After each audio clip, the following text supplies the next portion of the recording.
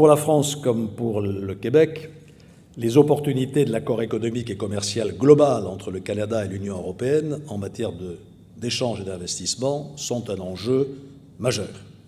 Cet accord pourra contribuer à la reprise en Europe et favorisera la croissance et l'emploi des deux côtés de l'Atlantique. En 2009, c'est de France et de Jean Charest, Premier ministre québécois, qu'est venue l'impulsion politique de cet accord. Nous ne l'oublions pas.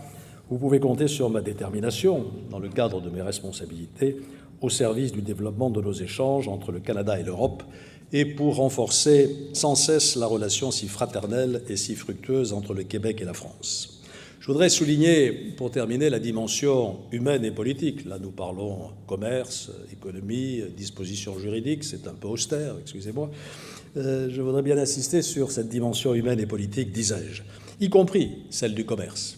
Un personnage bordelais célèbre, Montesquieu, qui a largement contribué à la diffusion des Lumières dans notre pays et qui était considéré par John Maynard Keynes comme un des grands économistes du XVIIIe et du XIXe siècle, Montesquieu parlait du doux commerce, et j'aime beaucoup cette expression. Le doux commerce, le commerce civilise, parce qu'il favorise l'échange, la connaissance, la compréhension mutuelle.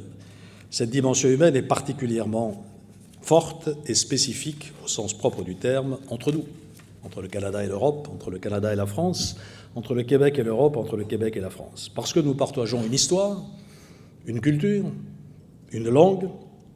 Si nous savons en faire non pas simplement une survivance, un héritage ou une nostalgie, mais un projet pour l'avenir, je pense que c'est une grande chance.